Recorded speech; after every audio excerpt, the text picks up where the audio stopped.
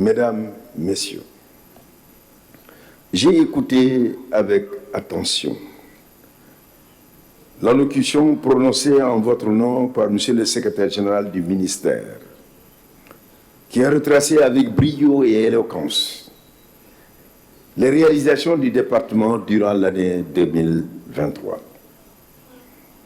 En retour, je vous adresse toutes mes félicitations pour les résultats obtenus dans tous les secteurs que Monsieur le secrétaire général a si brillamment rappelé dans son allocution. Ils vous valent mes encouragements à persévérer dans l'effort et à maintenir le cap afin que ce bilan fort et élogieux reste toujours reluisant. Mesdames, Messieurs, c'est l'occasion également de féliciter toutes les forces de défense et de sécurité qui veillent de jour comme de nuit sur la sécurité des personnes et des biens. J'associe à ces hommages leurs épouses et leurs enfants auprès de qui elles retrouvent leur plus grand réconfort après des journées de dur labeur. Les statistiques publiées par la police montrent que la pression exercée sur les malfaiteurs est permanente. Elle sera maintenue pour que partout dans ces pays triomphe l'ordre et règne la sécurité. L'efficacité de notre système de renseignement d'une part, dans la prévention des actes criminels, particulièrement ceux liés au grand banditisme et au terrorisme.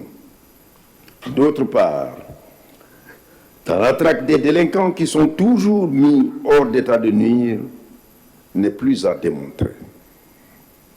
Bien entendu, nous réagissons efficacement au quotidien à la délinquance urbaine, au trafic de drogue, à la criminalité sous toutes ses formes et à la recrudescence du phénomène de l'immigration irrégulière.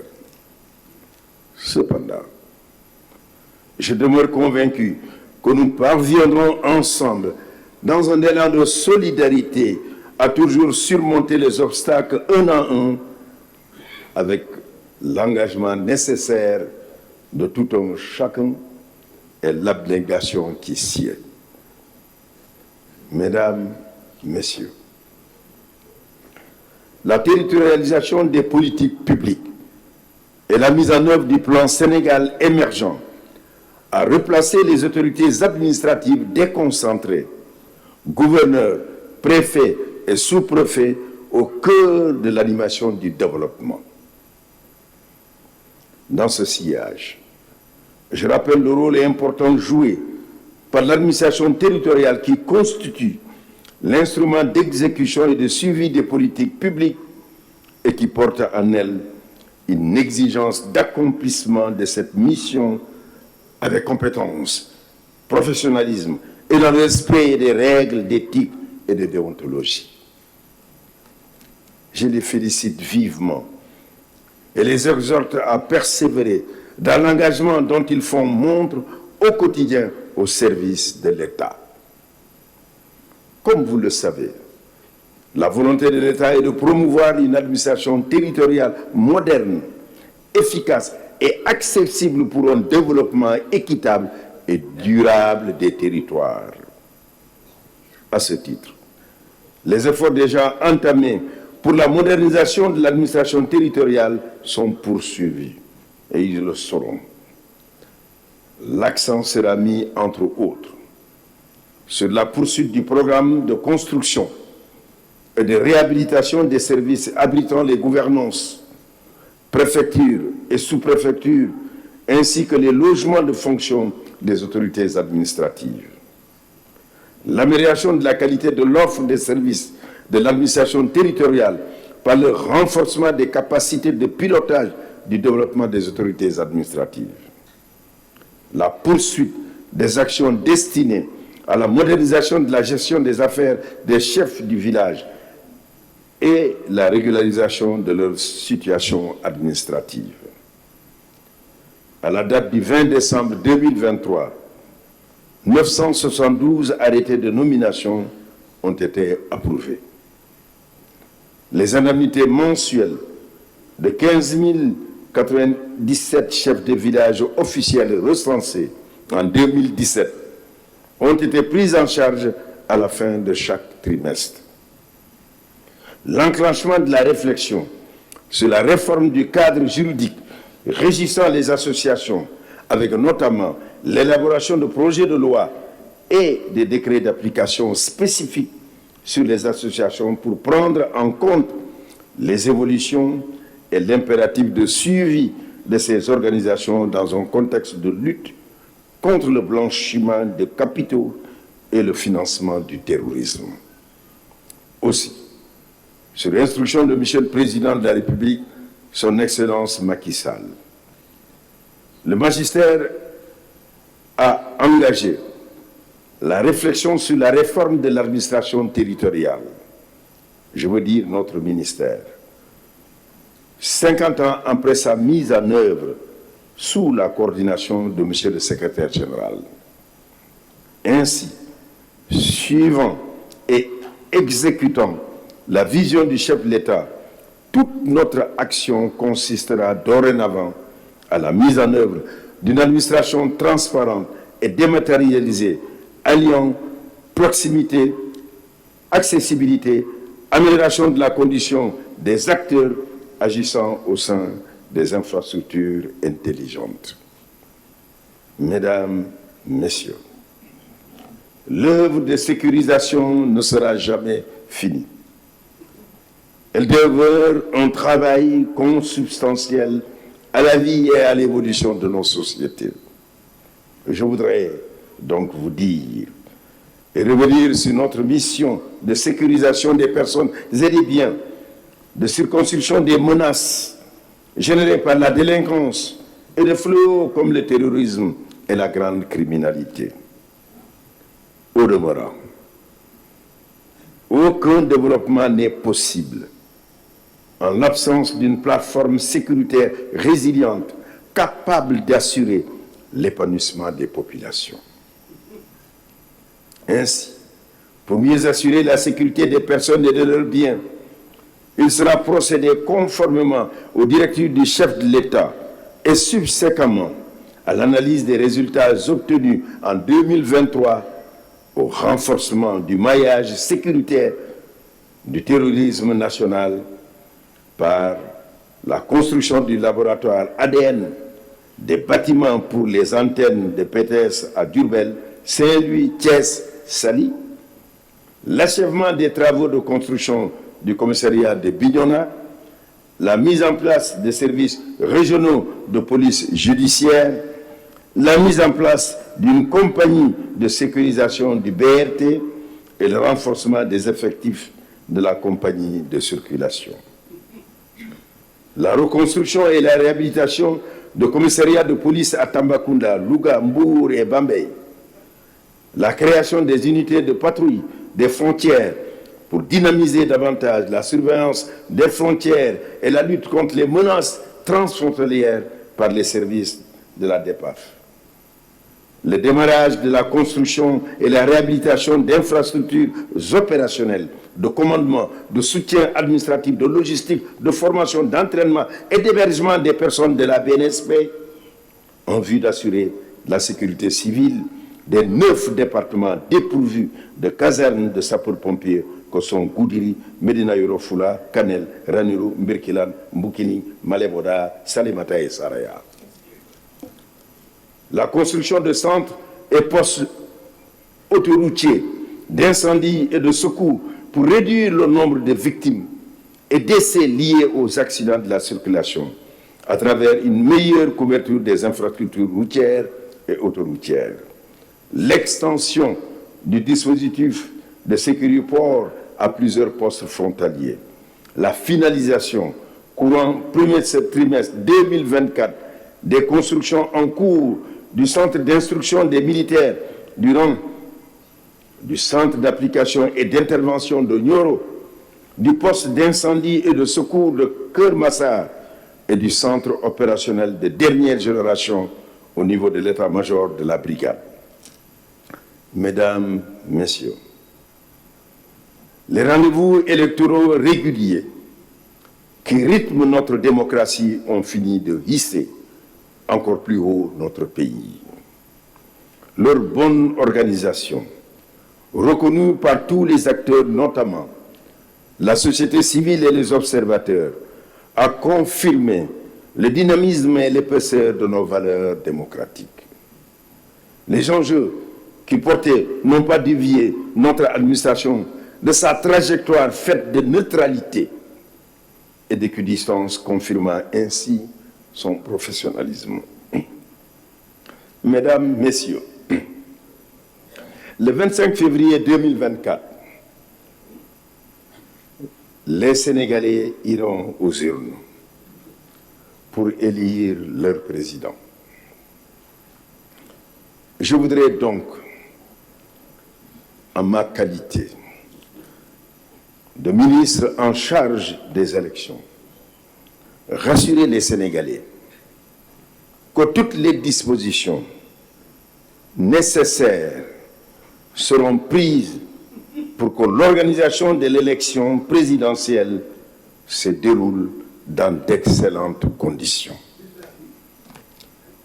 Dans cette perspective, j'invite chaque acteur à s'y investir dans un environnement social apaisé, ce qui renforcera en définitive le statut de notre pays comme modèle de démocratie majeure.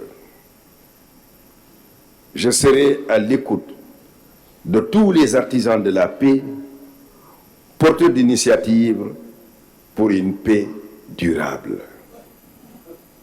Mesdames, Messieurs, chers récipiendaires, cette cérémonie est la vôtre parce qu'elle fête votre mérite et les immenses services que vous avez rendus à la République, malgré les contraintes et les difficultés qui ont dû jalonner votre parcours professionnel. Vos nominations dans les ordres nationaux du Lion et du Mérite témoignent de la reconnaissance de l'État. En mon nom et au nom de son Excellence, Monsieur le Président Macky Sall, Président de la République, je vous adresse mes plus vives félicitations et vous exhorte à persévérer dans le travail bien accompli pour un Sénégal émergent, prospère, sûr et démocratique. M'adressant plus globalement à tous mes collaborateurs ici présents et ceux qui sont retenus dans les bureaux au niveau central qu'au niveau déconcentré, je voudrais dire que votre réussite est notre plus grande fierté. Votre épanouissement, notre seule préoccupation. Je vous marque toute ma disponibilité à vous soutenir à chaque fois que de besoin. Je sais que votre soutien et votre patience que vous continuerez à apporter votre remarquable contribution pour améliorer davantage nos résultats, pour le bonheur du peuple sénégalais. Pour clore mon propos, je souhaite que l'année 2024 soit pour vous tous, pour vos familles respectives et pour notre cher pays, une année de paix, de prospérité et de stabilité. Vive la République, vive le Sénégal, mesdames et messieurs, chers collaborateurs, déwéniti. Monsieur le ministre, la confiance que le chef de l'État, son Excellence Macky Sall, vient de placer à nouveau en votre personne, en vous nommant à la tête de ce prestigieux département de souveraineté, après ceux de la justice, des Affaires étrangères et des Sénégalais de l'extérieur et des forces armées, et si besoin en était, la consécration d'un parcours riche et exemplaire au service de la République et de l'État. Je vous exprime à mon nom et au nom de l'ensemble du personnel nos chaleureuses félicitations et formulons le souhait d'une réussite totale. Monsieur le ministre, Mesdames et Messieurs, chers récipiendaires, chers invités, en ce jour particulier, il est de notre devoir de nous incliner avec émotion et recueillement devant la mémoire de nos illustres disparus. Nous prions qu'Allah le Tout-Puissant, le très miséricordieux, les accueille dans son paradis éternel. Également, nos pensées vont au personnel qui, dans un passé récent, travaillent avec nous et qui sont admis à faire valoir leur droit à une pension de retraite. Mesdames et Messieurs, la cérémonie d'aujourd'hui, au-delà de sa dimension hautement symbolique et de son aspect éminemment social, constitue également un moment de communication sur les importantes réalisations du département durant l'année 2023.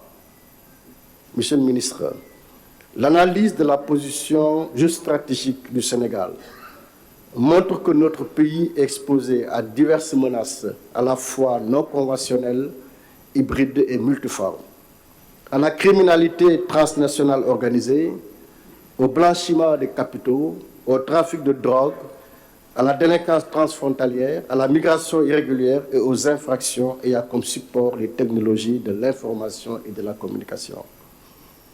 Face à ces défis, caractéristiques d'un monde en perpétuelle évolution, le ministère de l'Intérieur s'est résolument engagé, à travers une démarche d'anticipation, à construire la réponse sécuritaire adaptée à travers une chaîne de solidarité dans laquelle chaque maillon contribue à la solidité de l'ensemble.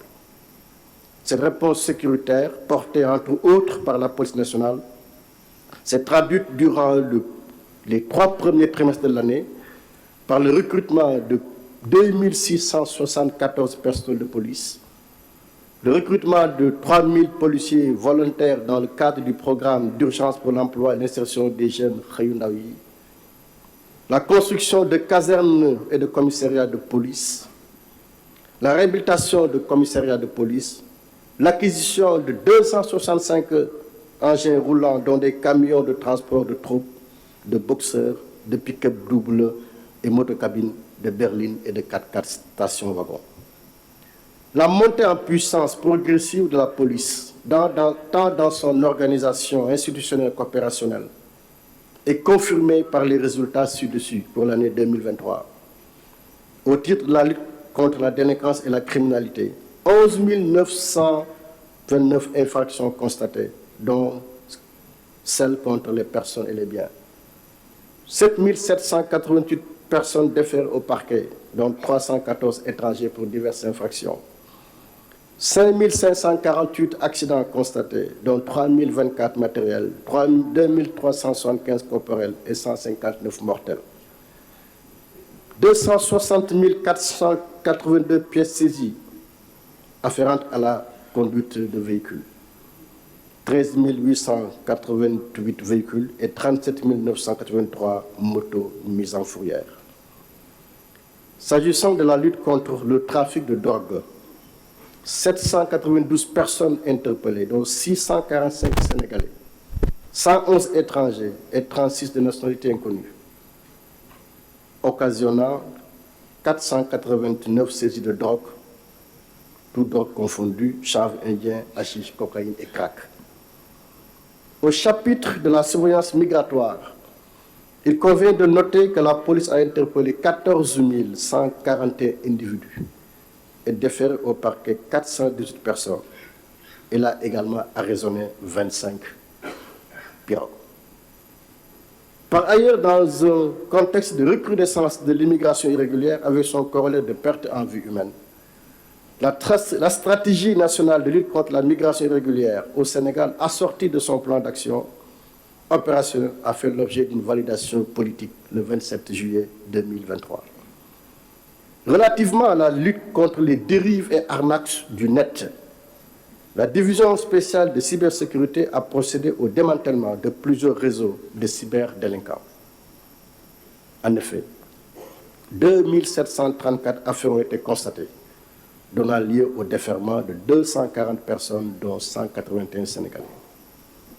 Monsieur le ministre, il est de notoriété publique que les technologies de l'information et de la communication jouent un rôle extrêmement important dans notre dispositif de riposte sécuritaire nationale. La mise en place du centre de recueil et d'enregistrement des données d'information policière Crédipol a permis d'enregistrer 6 918 affaires, 9 800 faits concernant 18 764 personnes. Le centre a mené beaucoup d'activités, notamment la signature de la convention d'interconnectivité avec le BCN Interpol et les Crédipol, permettant l'accès au réseau I-24/7 d'Interpol. L'enregistrement et le traitement dans la base de données des premiers procès-verbaux des commissariats centraux de Thiès et de Kaolack, la mise en place de l'application de la fonction métabase afin de procéder à des analyses plus approfondies de certaines données de police enregistrées dans CIPAO. Ces efforts fort louables traduisent l'engagement et le dévouement des hommes et des femmes de la police nationale qui, nuit et jour, assurent la sécurité des personnes et des biens au péril de leur vie. Monsieur le ministre, tenant compte de l'impérieuse nécessité d'organiser la réponse de l'État en cas d'attaque terroriste, le cadre interministériel de coordination des opérations de lutte antiterroriste SICO, organe dédié, est à pied d'œuvre pour doter le Sénégal d'un référentiel stratégique encadrant l'action des services de l'État dans le cadre de la lutte contre le terrorisme. À ce titre, conformément à son plan d'action, plusieurs activités, études et exercices de réflexion sont organisés au courant de l'année 2023, parmi lesquels on peut citer le premier séminaire international du projet Cité publique Espace à Dakar, le démarrage de l'étude sur le projet de décret sur les infrastructures, activités et ressources d'importance vitale, la révision et le partage du concept d'opération du SICO avec toutes les parties prenantes, la coordination et la conduite des exercices dans le cadre de l'entraînement conjoint des unités d'intervention spécialisées. Le SICO a organisé également des ateliers portant sur l'interopérabilité des unités d'intervention spécialisées, les investigations terroristes, l'élaboration de la stratégie de prévention de lutte contre le terrorisme, le renforcement des capacités au profit des opérateurs d'infrastructures d'importance vitale. Monsieur le ministre, il convient de noter, pour s'en réjouir, que l'année 2023 est fortement marquée par la poursuite de la montée en puissance de la Brigade nationale des sapeurs-pompiers, voulue et décidée par le président de la République, son Excellence Macky Sall, tant dans le maillage du territoire en termes d'équipement et de matériel de lutte contre les incendies et les secours à victimes que les moyens de lutte contre les inondations. À ce titre, la BNSP a réceptionné en 2023, dans le cadre du programme NAFCO, 163 engins d'incendie, 179 véhicules à secours, 57 engins spéciaux, 105 véhicules d'intervention légers, 37 véhicules d'assistance à personne et 11 véhicules de commandement. Monsieur le ministre, permettez que je marque le pas sur ces efforts. Vous nous avez envoyé en mission la semaine dernière. Nous étions à Londres, à Manchester et à Dubaï pour inspecter le matériel devant être livré par NAFCO, le partenaire d'État du Sénégal dans cet effort d'équipement. Le groupe NAFCO, groupe de Mayotte, présent dans 115 pays dans le monde, plus de 15 000 emplois, 4 000 ingénieurs. Son président directeur général nous a dit que le Sénégal est le seul pays d'Afrique, toute l'Afrique, francophone, anglophone, nord, sud, est, centre, à disposer sur toute la chaîne côte Ezadi ce type de matériel. À mon nom et au nom de tout le personnel, soyez-en remerciés et transmettez nos chaleureux remerciements à son Excellence, Monsieur le Président de la République, pour cet effort inédit consacré à la Brigade nationale des sapeurs-pompiers, faisant d'elle la première structure de défense civile la mieux équipée d'Afrique. Ce renforcement exceptionnel de ses capacités a permis à la BNSP d'effectuer entre le 1er janvier et le 30 novembre 2023 plus de 51 774 sorties, assurant la prise en charge de 44 508 victimes, dont 42 220 sauvés. Concernant les accidents de la circulation, 20 011 interventions ont été effectuées, permettant ainsi de sauver la vie à 30 993 personnes. S'agissant de la lutte contre les inondations, le dispositif de pompage mis en place avant le début de l'hivernage a permis de traiter 478 sites permettant de libérer 280 établissements scolaires, 569 habitations, 437 axes routiers, 130 établissements recevant du public, installations classées bâtiments administratifs, 65 quartiers, 28 ateliers divers, 17 lieux de culte et 11 postes de santé. Participant à l'effort national de lutte contre la migration irrégulière, la BNSP a secouru et assisté 3 493 migrants. Monsieur le ministre, sur le chapitre des libertés publiques, il est important de souligner, pour s'en réjouir, qu'elles s'expriment librement et restent encadrées par le respect des lois et règlements en vigueur. Les statistiques des 3 premiers trimestres de l'année 2023 font ressortir 7 752 déclarations de manifestations et de réunions publiques enregistrées, 64 déclarés irrecevables, 7 688 déclarés recevables, 7 478 tenues et 210 interdites, soit un taux d'interdiction de 2,77%. Sur le contrôle de légalité des actes transmis par 601 collectivités territoriales, les représentants de l'État ont contrôlé durant les 3 premiers trimestres de 2023 3 342 actes. Concernant la régularisation de la situation administrative des chefs de village officiellement reconnus, 972 arrêtés de nomination ont été approuvés en 2023. Soucieux des conditions de vie et de travail des chefs de circonscription administrative, gouverneurs, préfets, sous-préfets, le chef de l'État a renouvelé la totalité des véhicules de fonction, engagé la construction des sphères administratives dans les régions et la réhabilitation de certaines préfectures et sous-préfectures. S'agissant des foyers religieux, les autorités administratives, territoriales et les services centraux du ministère de l'Intérieur ont constamment apporté l'accompagnement et le soutien du ministère de l'Intérieur. Monsieur le ministre, animé par 340 partis politiques légalement constitués, expression de la vitalité de notre démocratie, l'espace politique national, accoutumé à des rendez-vous électoraux réguliers, s'apprête à vivre tout prochainement l'élection présidentielle du 25 février 2024. L'organisation de ce rendez-vous majeur confirmera à notre pays son statut de vitrine de la démocratie en Afrique.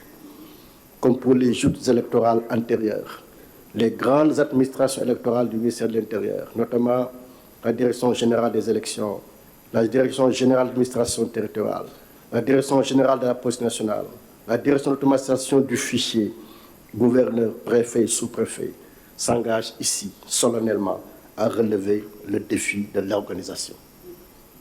Enfin, les besoins de vos compatriotes en pièces d'identité et documents de voyage ont bien été pris en compte par la DAF et la direction des passeports par la production de 39 366 CNI et 410 292 passeports ordinaires. Monsieur le ministre, ces réalisations enregistrées par le département ont été conduites par des hommes et des femmes très engagés motivés et imbus des valeurs de la République. C'est pourquoi certains d'entre eux qui se sont distingués ont été élevés dans les différents ordres nationaux. Nous vous remercions, Monsieur le ministre, pour les avoir proposés, pour avoir bien voulu les fêter et leur remettre individuellement leurs distinctions qui témoignent de la reconnaissance de toute la nation toute entière. Merci pour cette marque d'attention et de reconnaissance. Nous exhortons ainsi l'ensemble du personnel à continuer de faire preuve d'engagement et de professionnalisme, en ayant toujours en bandoulière la sacralité de l'État dont notre département est l'un des principaux dépositaires. Je reste convaincu que vous ne vous sentirez jamais seul,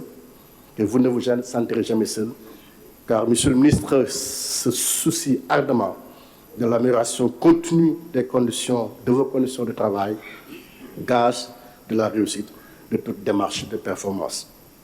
Monsieur le ministre, nous sommes arrivés au terme de notre allocution. Aurais-je voulu continuer que je ne puisse le faire pour des raisons de temps et de votre calendrier chargé. Elle se conclut alors en vous adressant à mon nom propre et au nom de tout le personnel du ministère de l'Intérieur, sphère centrale et territoriale confondues, nos vœux les meilleurs pour l'année 2024.